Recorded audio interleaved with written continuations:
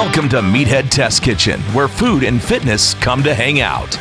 Nutrition, training, and life. It's all fair game on Meathead Test Kitchen.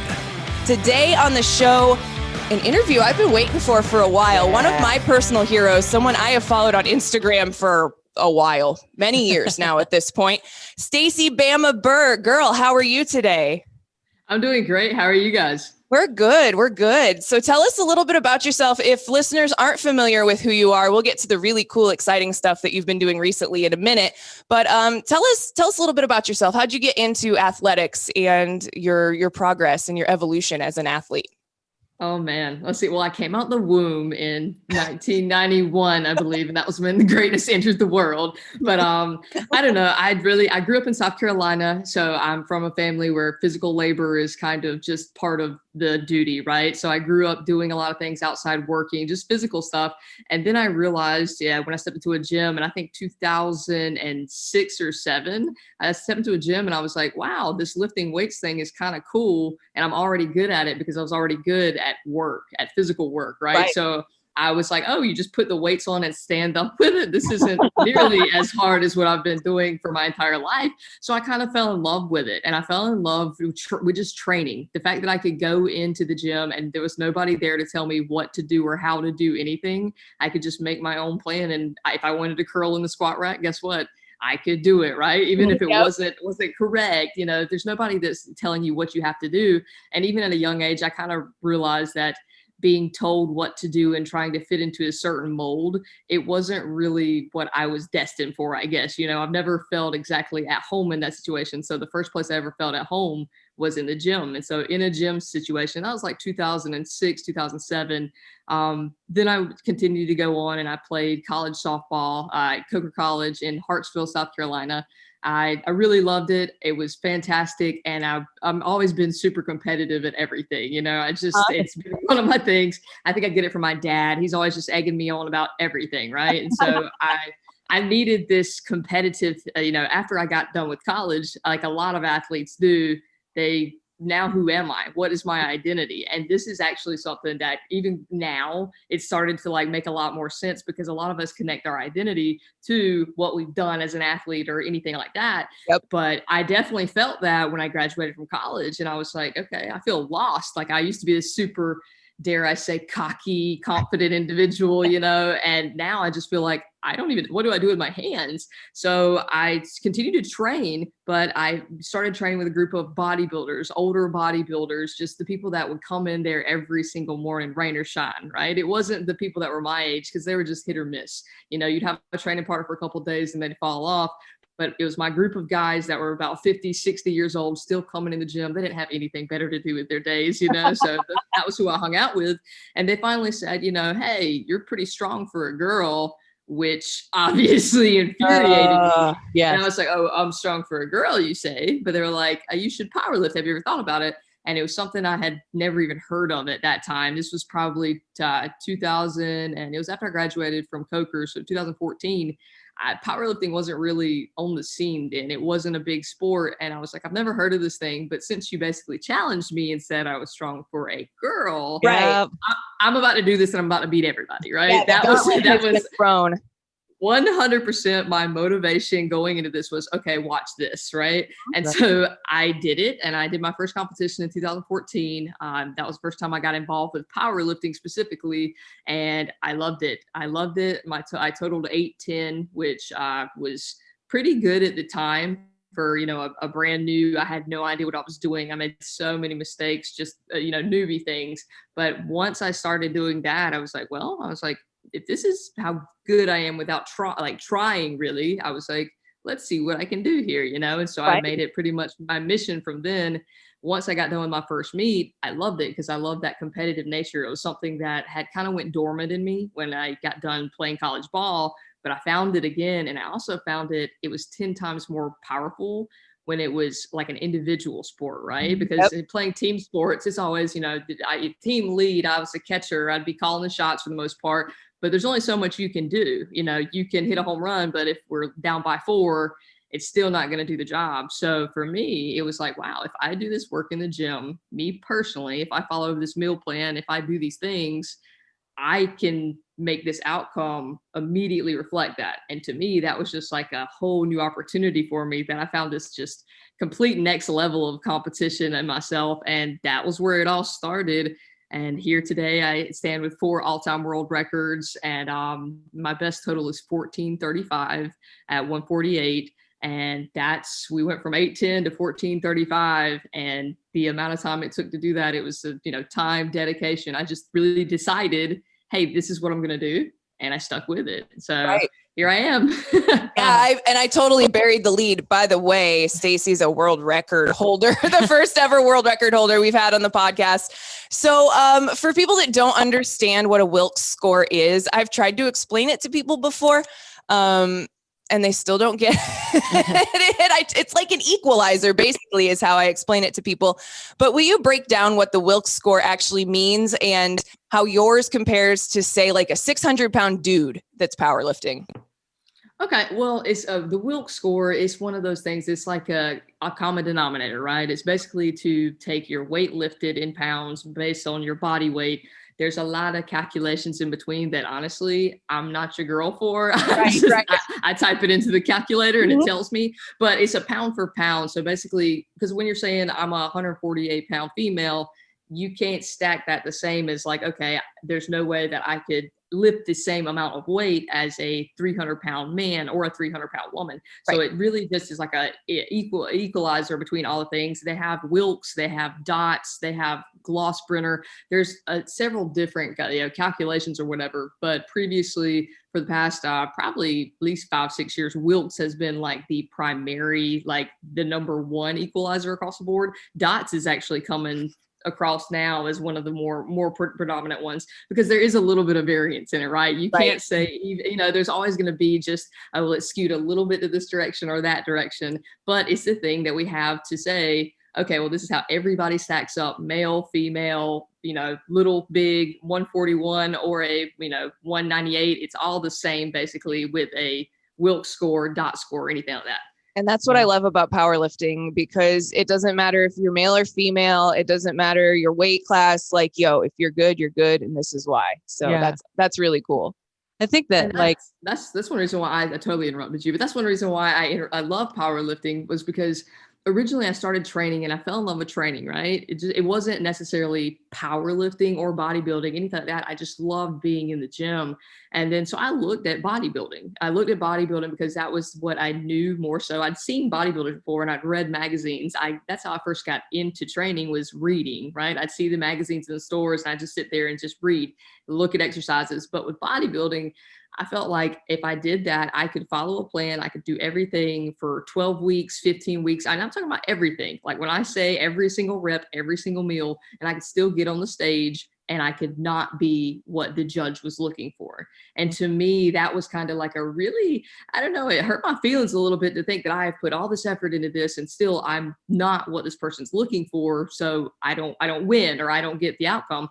But if you're powerlifting, if it's 405 pounds on the bar, and if you do it to comp spec, it didn't matter if I was fat. It didn't matter if I was ugly. It didn't matter if I was gay. It didn't matter any of these things that sometimes, may have some type of political kind of agenda or pull in a different direction. With powerlifting, I could, and this is what kind of I was known for, was being so very loud and aggressive or whatever. I didn't get any bonus points for that, but I also didn't get anything knocked from me, right? If I if I lifted the weight, if I did it, you get white lights and it's good. And so for me, that was something that powerlifting was so different from any other sport, because there were no politics. There really weren't. It was you do it or you don't. And I'm so sorry for interrupting you. Oh, no, you're fine. Like, you kind of answered the question I was going to ask, because I think I was going to ask, like, how long did the chip on your shoulder like get you to keep going, one, and two, like how long did it take you to get to the elite level of athlete that you are? Because Sadie and I both know the amount of dedication and time and oftentimes grit it takes to get there. But I don't think that it, without talking to someone like you, comes across when it's coming from us. You know what I mean? Oh, absolutely. Yeah. The chip on my shoulder, I'll be 100% honest, it lasted until I got the job done. Right. Mm-hmm. So my whole entire goal, when I first started this, I wasn't quite sure where I was going, the direction, but my first meet, I totaled 810. And at that time, my family's always been like a huge role in my life. And I told my grandpa, who was my biggest supporter in any endeavor that I did, I told him, I was like, hey, I totaled 810 at this meet. And somebody told me down the line or whatever, it was like 10 pounds off of a junior world record kind of thing. At the time, I thought that was really intense and important. But, now I know a little better. But he looked at me and I was like, that's 10 pounds off of a world record. And he said, I was like, can you believe it? And he looked at me and he said, of course I can believe it. You're the strongest woman in the world. And I've told this story hundreds of times, but every single time I talk about it, I get a little emotional because that was really the chip on my shoulder. It came from that. And it came from that because I was nobody. I just started. I bought my first singlet off of an online site. It was like $40. I mean, it was legit. I had no idea what I was doing. I said that I did this thing and my grandpa was like, well, duh, you're the strongest woman in the world. And so for me, it was just that little seed, right? It was that plant that was like, well, maybe I am the strongest woman in the world. Maybe I am. Who says I'm not? If he thinks I am, old people don't lie to you unless it's about being right. Unless it's about being overweight, then they'll just tell you that you're just chunky and big boned or whatever, and to have another strawberry shortcake, right? That's what they'll say. But other than that, if you what's that on your face, baby? Oh, that's a tattoo? That looks bad. Old people don't lie to you, right? They'll tell you what they think. And so I was like, well, maybe I am the strongest woman in the world. And so for me, that chip on my shoulder, yeah, for sure. It was a little playful, like, oh, well, you think I'm strong for a girl? Watch this. But also after that, I had a whole bigger purpose, right? I was like, I'm going to prove it. And then so after my grandpa passed away, I knew I had to. Like, I knew it was just like part of what I wanted to do with my entire life.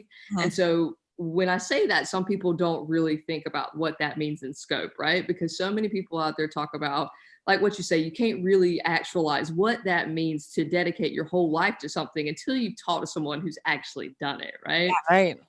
Not for everyone. I'll go ahead and say not for everyone. It's possible that everyone can do it, but it really requires a huge amount of sacrifice. And so from that day, that was 2014. And so from 2014, and then from my last competition was 2019 at the Arnold, it took me 5 years. And that doesn't seem like a ton of time because it's not. There's a lot of people out there that have trained for 10, 15, 20 years, but a lot of that is, training. It's really, almost like a shotgun approach. Like it's training and it's various and it's, not with a super hyper specific goal in mind. Yep. So I took that 5 years of my life and I dedicated my whole life.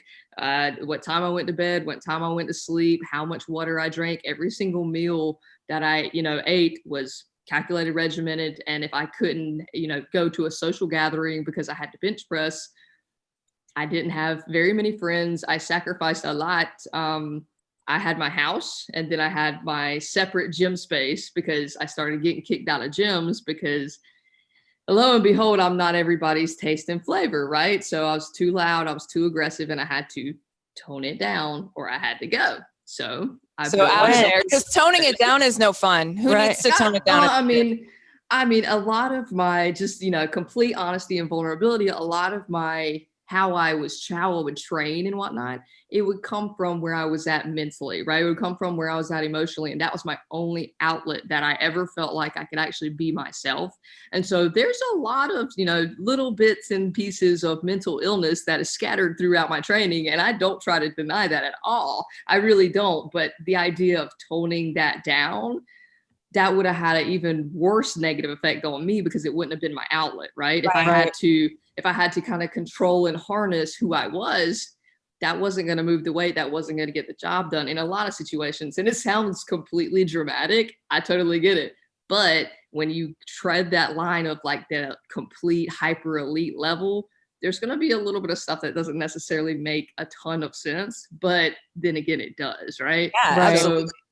Like I said, I was from South Carolina and powerlifting was not a real sport there. It was just, I was a freak that lifted in the corner of the gym and was too loud for my own good. And I probably should go see a therapist, but whenever they started telling me, the gym, it was a gym I had worked because I was a personal trainer for probably, I think 7 or 8 years previous to this. I'd started personal training right time I got into college because I just loved training. And I love the idea of transformation, not only in like powerlifting numbers and totals, but in the idea that I could take a person that had walked in, a couple months prior, head down, would not make eye contact with anybody, just no self-confidence. I could take that same person and in a month or 2 months of just training, not even anything crazy, but just training, they come in, they're smiling, their heads up, like that level of transformation to me. That's what absolutely drives my entire passion and just everything, is just seeing that we all have that power to change, right? It's just if we want to do it or not. So I've been personal training at this gym for probably about 7 years. And whenever they told me I had to tone it down or I had to go, I was really upset about it. I mean, it broke my heart, right? That's somewhere where I thought it was like a safe space for me, that they understood who I was. They understood that I was trying to help all my clients. But then again, it's really hard to grow where you're not wanted. So I decided just to pick up and, grow where I wanted to be planted at. Yep. So I made my own gym space, and that was my first gym space that I made in South Carolina. And I had it available, I just started, I didn't have a ton of money or anything. I just started buying bars off Craigslist. Yeah. Started buying, piecing it all together and buying the horse stall mats here and there. I'd drive 4 hours to go pick up gym equipment, whatever. That was how I spent my time. Yep. While other people are doing, like having fun or these things that are, going places. I was spending time picking up gym equipment or training, and just trying to find a way to set my life up so I could reach this goal. And so I made that space there. And then when I finally was pretty much at the point where I needed more guidance, right? I was the strongest one in my area. I'd have to drive to Georgia or Florida to compete because once again, there weren't competitions here. So I started seeing that, if you're the big fish in the small pond, you're going to limit your growth. So what I had to do, eventually I ended up moving down to Florida to train with my coach. And that was, I went from staying at my house, my own property, 3 acres of land, my own gym that I built. I moved down to Florida to stay in his guest bedroom with his family and his 2 kids. Call it a sacrifice, you know what I'm saying? But I moved down there because I knew that I needed to have eyes on me. I needed that feedback. I needed somebody to look at me and say, Stacy, you're not doing enough, because for me, I thought I was doing the most. And a lot of people, I think they are doing the most. They think they're doing everything right. And you might be doing good, but there's always better that you can do. And if you want to achieve a bigger level, like I competed, I think in November of 2018, and I went again for the highest all-time Wilks, and I came up just short, 1 deadlift away. And I got really upset about it. I got really upset because I broke a new all-time total record. I had done something extraordinary, but I was so upset about it because I didn't reach the ultimate goal of hitting the all-time highest Wilks that I was aiming for. And I was like, Trevor, who is my coach, I told him, I was like, I feel like I did everything. I feel like I did everything right. I didn't miss a meal. I didn't miss a training session. I was like, the whole poor me kind of thing, right? Like I was like, what can I do, man? And then I sat there and thought about it, and I was like, okay, I know what I can do. And it's dramatic, but if this is what I have to do to achieve this, 1% more success, I'll do it. So I moved down to Florida and stayed with him and his family just so I could train with him every single day. And just, you think it sounds like a great idea and stuff until their family's cooking and eating, macaroni and cheese and spaghetti. And you're like, oh, sick, this Tupperware meal that I cooked 3 days ago, I really want to eat this right now. Like this is going to be great. Yeah. I mean, and so this is the type of like the little things that people are like, oh yeah, I want to be the best. And it's like, but do you now? Are you sure? That's my next question. I think a lot of times people take others' success for granted. Like, oh, you make it look so easy. And it's like, cool, thank you. I appreciate that. But it's still really difficult to do something at an exceptional level, be it any walk of life. It doesn't matter. If you're honing your craft, you're honing your craft, and that shit takes time. But going for the all-time Wilks record is a very big undertaking. How did you and Trevor start to roadmap for something of that magnitude? And my favorite part of all of the setup for your world record run was, I'm not leaving this garage until I'm the best in the fucking world. I still remember you saying that on Instagram, and it still gives me chills when I say it. I'm just like, damn girl, go get it. It gives me chills you saying it too, honestly. And like, I appreciate this topic here because so many people, you make it look so easy, so they discount how hard it is. Mm-hmm. Here's the thing. I'm not going to tell you how hard something is. Why? Because by me, if I'm sitting here complaining about how hard it is, guess what? I'm losing focus on how hard I have to work. Right. So like anything that we do, and this is something for me specifically that's always irked my nerves. People be like, oh, wow, you just did that so easy. Oh, you just picked up and left. That, must be so easy to do these things. And it's like, no, I cried myself to sleep like pretty much every night. I wanted to eat all the other food, but guess what? I decided I had a goal, and I asked myself every single time when I would have like a conscious kind of thing, I'd be like, is that going to help me get closer to the goal, or is that going to push me further away? Yep. And I'm talking about every single decision. Like if somebody wants to hang out, and that sounds so harmless, I'm like, okay, is this going to drain my energy, or is this going to give me more energy? And so I just had to be super selfish. And so many people look at that and they're like, wow, like super selfish, like way to glorify that. And it's like, self-care, baby. Self-care. Yeah, right. It's not all about the bubble baths and getting your toenails painted. Like that's great, but also self-care is knowing what you need. And so the amount of energy that I had to give to other things was very small, few and far in between. It was very hard, and people don't realize the physical training, that's not even the hardest part. It's everything else, because you don't realize how in tune you have to be mentally, emotionally, just to connect with your physical presence, right? Because moving the type of weight that I did, that was going to require every ounce of me, right? Like my best squat was 565, and when you're in it and when you're doing it, it seems so normal, right? Like, oh yeah, for sure, I'm going to take a next warm up at 500 and then do this. But now being like 2 years removed from competing and stuff, it's like, that was actually pretty intense, huh? Yeah. 'Cause it's like when you're doing these things, it's either so hard that you're not talking about it, you're busy actually doing it, or it's so commonplace for you that you feel like, okay, you've normalized it, but it doesn't change the fact that how hard it was to get there. And so I really love that question, or just like that topic, because just because things are hard, it doesn't mean that you can't do it, but also respect people when they're actually out here doing something, even if you don't understand it, because even if it doesn't make sense to you, it might make more sense than anything else in the world. Because for me, that's what powerlifting was. And that was what going for this all-time Wilks record, it came from my grandpa telling me that I was the strongest woman in the world. Yep. So a lot of people just look and laugh at like, oh, well, she got the highest Wilks record. Cool. Well, that's not even, I got all the all-time world records for 148, so which was my weight class. So then the only thing more than that was, okay, well, this is for women in 148. I want to be of all of everything. And the only thing that you can base that off of is some type of score, which is a Wilks, a dots, or something like that. But it was, 5 years of intense focus. And if people would just if you recognize that with any type of focus, you can do anything, that's the coolest thing for me. Is I'm removed now from competing, but what I learned through this was I had a goal and I set a target, and I just made every single decision based on if this was going to bring me closer to my goal or if this was going to take me further away. And it was only a matter of time before it happened, right? Trevor and I did 2 meets together. I competed before that with another coach who didn't have my best interest in mind. Trevor and I actually didn't talk completely about my end game goal.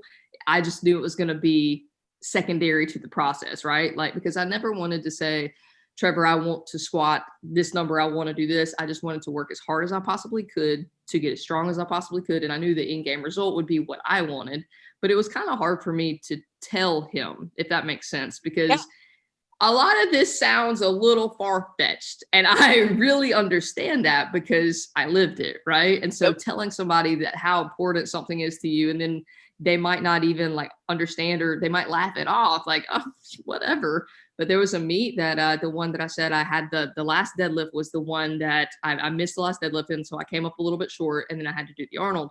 But Trevor had asked me, we didn't talk about numbers or anything like that. Trevor and I just really had a good chemistry together. And I respect the fact I might be a little on the cocky side, but it's because I can back it up. Mm-hmm. But when it comes to coach and athlete, I have no attitude at all, because if I hire a coach, they know better than me. So guess what? My job is as an athlete, I have 9 attempts that I have to lift the amount of weight, and the thinking part, I'm done with it. That's why I pay somebody to think for me. Yep. And so I trusted Trevor with everything, absolutely everything. So He made all the calls. And then on my third attempt deadlift, he said, do you want to go? Let's see, what was it?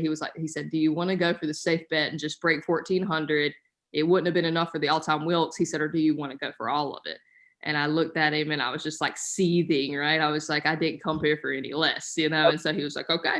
He's like, I wanted to ask you because like, if you said, okay, let's go with the safe bet, you probably didn't think you had it, right? But if I kind of bowed up at him and said, oh, I'm here to do a job, he was like, okay, that reinforces that confidence. Trevor and I just really understood each other. And I think that is 100% the reason why I was able to do this with him, is because especially after I told him, you know, how upset I was because I came up short, he understood the amount of, you know, just how much this really meant to me. And that's why he offered to open up his house to me, because to me, some people don't even realize that either. It's like, yeah, I talk about how, oh, I stayed with him and his family and oh, it was such a hardship for me.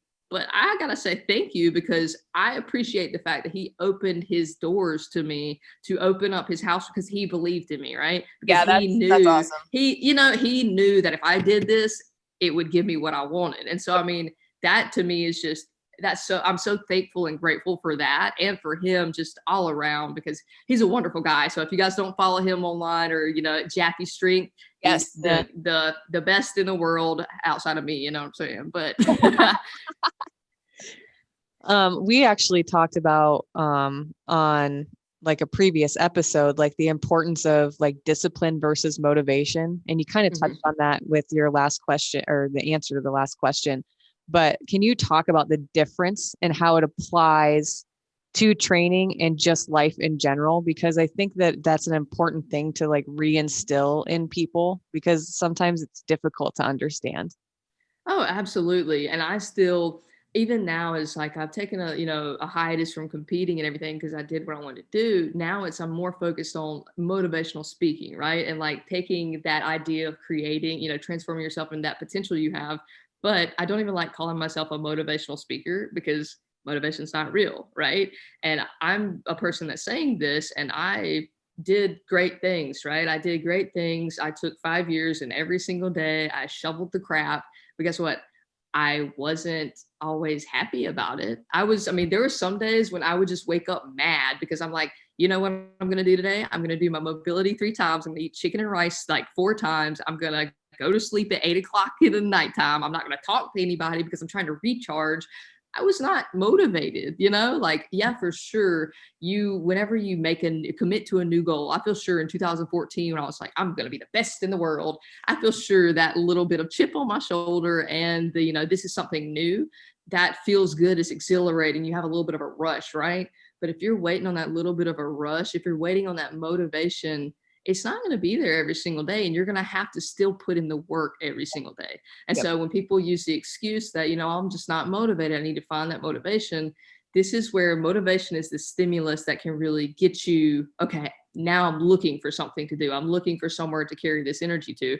But if you don't make the commitment to yourself and really start creating routines and adhering to like disciplined behaviors, you're not going to be able to get by just on motivation, not motivation, motivation, not motivation, because so many times you're not going to feel motivated. And it's one of those quotes that people overuse all the time. If you only got work done on the good days, you wouldn't get a lot done anyway. But it's so very true, because every single day is a new opportunity. I wake up and I would love to say that I poop rainbows all the time. I don't, right? I try to be positive. I try to always look on the bright side, but I'm human too. And I have bad days just like anybody else, but it's on the good days, the bad days, ugly days, whatever it is, you have to make sure you're doing the best that you possibly can to set yourself up for whatever outcome it is that you want.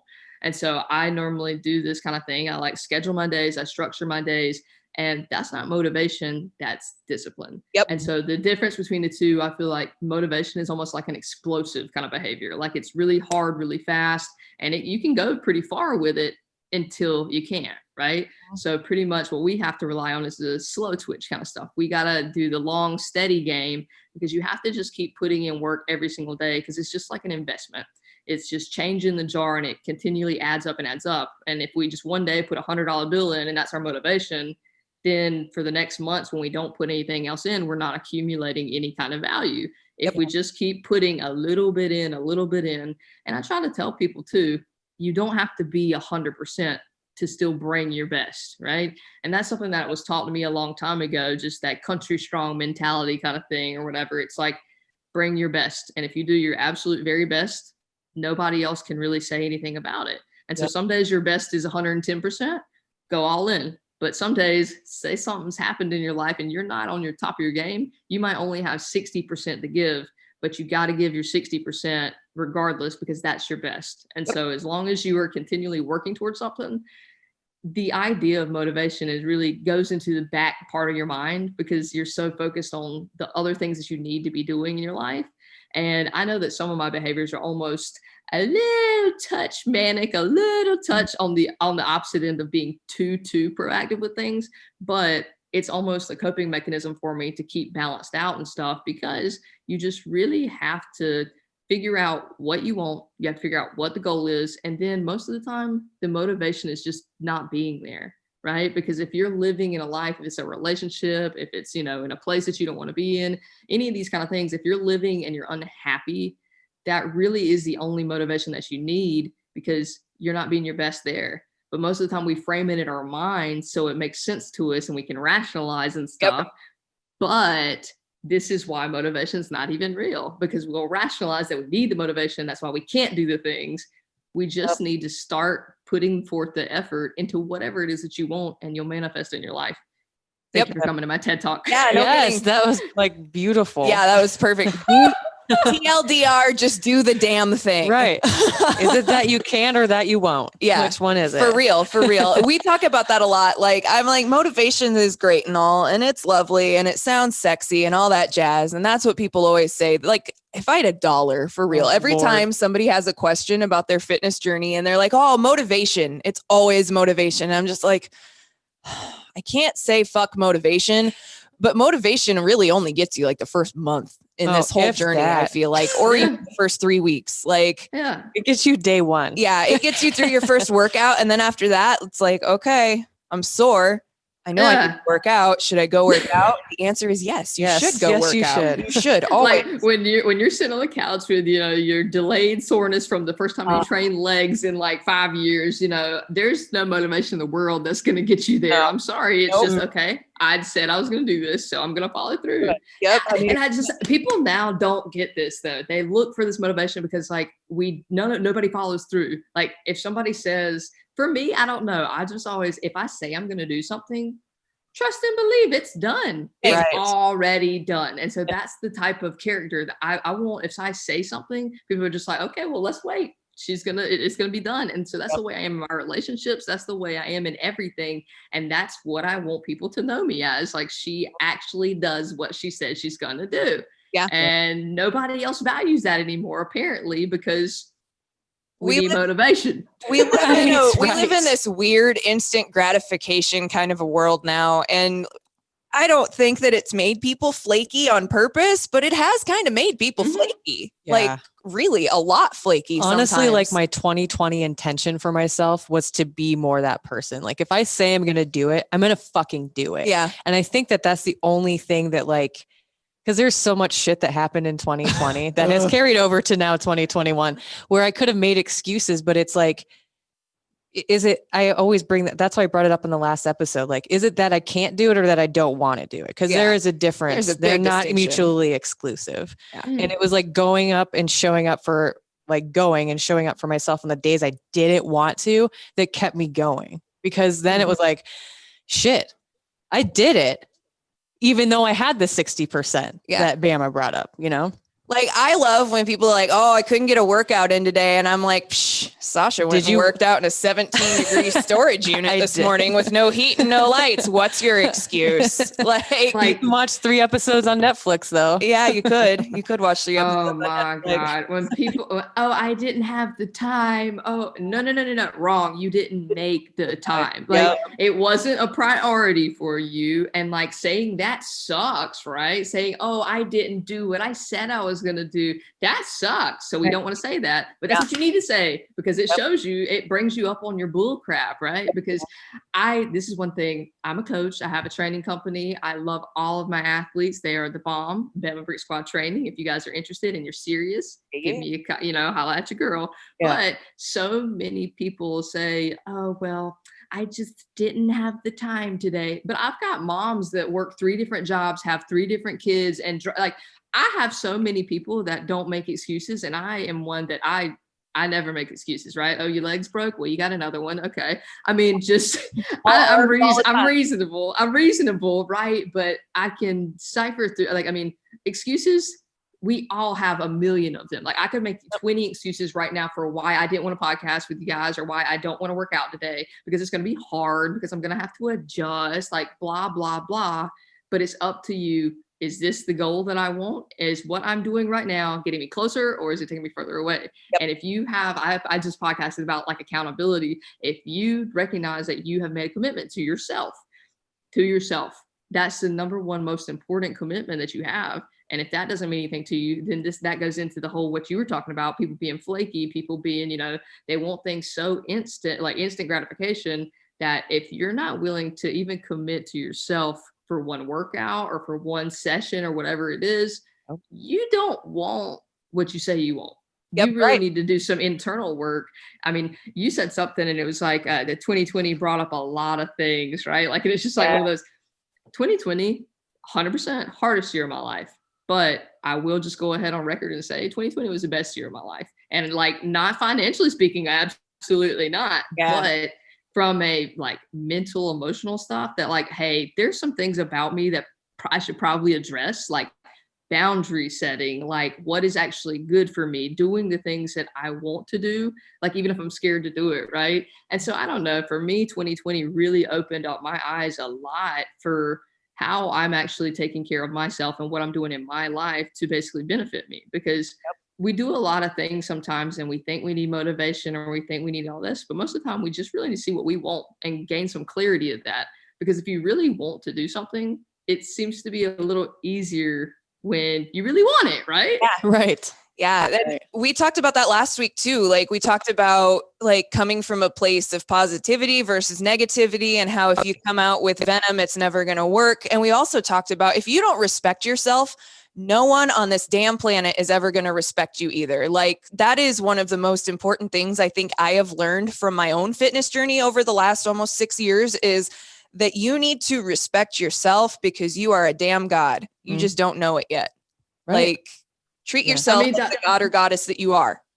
Yeah. I mean, and even like, look at this, like my whole process, the reason why I like talking and sharing is because like I came from nothing. I'm talking about, I am I have a shirt made that says nothing special, right? That's what Trevor and I used to always joke about. It's like, I was nothing. I was this, corn-fed girl out in South Carolina that was a little bit on the crazy side and just really would not give up. Like, even if nobody believed in me, even if nobody said, this was a sport, or like, people are like, oh, you're going to dedicate your whole life to this? Okay. How much money is involved in it? And I'll say, I'll get back to you on that. Right. Yeah. I'll let you know. It's like, I'm to be determined, right? Yep. Okay. I'm just going to make a podcast. We'll see what happens. But it's like, so all these things, I don't even know where I was going with that, but it's just so important to do the things that you want, because like I started from nothing. And I just believed in myself enough and had a little bit of somebody plant a seed in me that look what I became, right? I look at this sometimes and like, I still have imposter syndrome. I think everybody does to an extent. We feel like we're not doing enough or, whatever. But looking at where I came from, when I talk to my dad on the phone, sometimes I just hang up and I'm like, man, I'm doing okay. Like, bless up, like I'm doing okay. Yeah. But you can be whoever you want to be. You have the capability and the power and the potential to be this guy, to be this person that you want to be. You want to be the all-time record holder? Go do it. See the number, set it up and say, okay, I've got to squat 550 something pounds. I mean, like, there are markers on how to do these things. And I think so many people in the world of like, instant gratification, it's just like, there's so much information everywhere. We're so spoiled that like the information is right there for us to see. What do I have to do? Google, how do I become firefighter? How do I become? That's literally all of it's right there. How do I start podcasts? Yeah. it's all right there for you, but it's almost too accessible that it's so easy to grab. Like when all this stuff, I would feel like I was clawing my way through the whole time, right? Like now I feel like everybody just has it sitting there and it's like, nah, better not, And so that's what I have to do. Okay. Yeah, that sounds like a lot of not even effort, but I'm not willing to do it. Right. I know. Half the time, the problem is just figuring out what to type into Google, and then you just have to read. Right. You have to read. Sorry. Oh, bummer. I mean, but it's Amazon.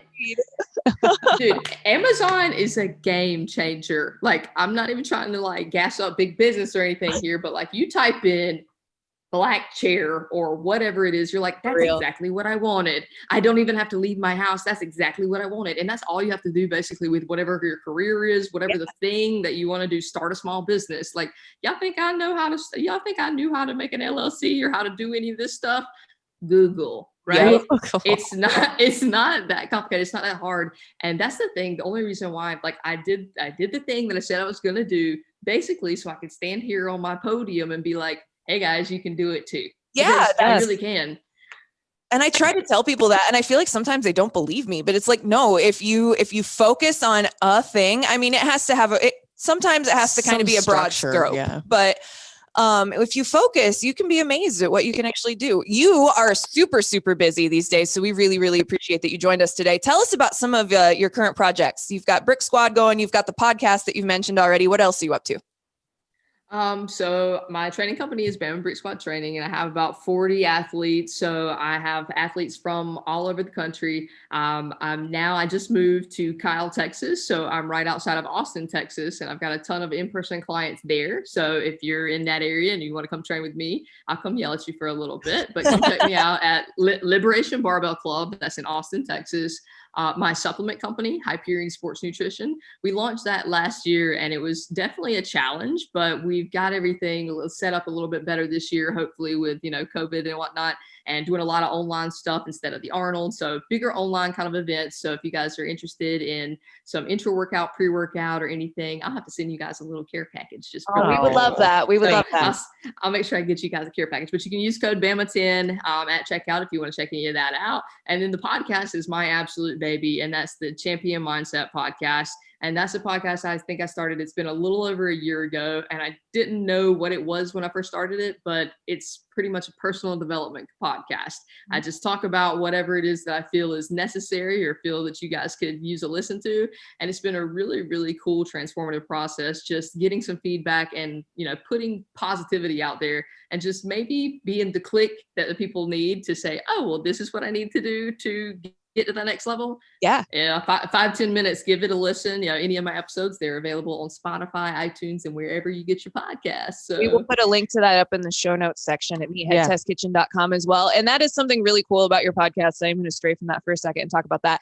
I have been listening to your podcast since you started, and the evolution of you as a host has been really cool for me to watch because that's my job and that's what I'm super nerdy about. And you are fucking killing it. So keep it up. Keep it up. Thank you.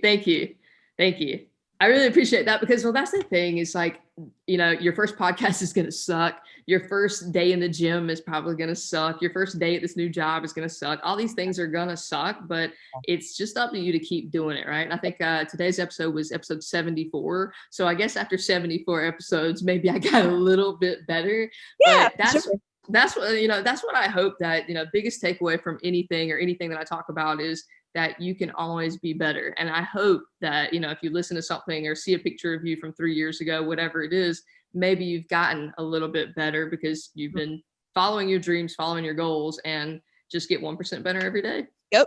Yes, for sure. Amazing. I've got like 17 highlights written out from this episode. This is such an amazing conversation. And we really appreciate you taking the time, especially with the big move and how busy you are with everything going on. I already had high expectations, but it seriously way overshot them. Has been an incredible conversation. We really appreciate it. Seriously, if you guys need any kind of filler content ever, I promise you we could have the same conversation in a week and it would be completely different. Join Sadie and Sausha every Monday, helping to make your fitness and nutrition journey suck less. MTK.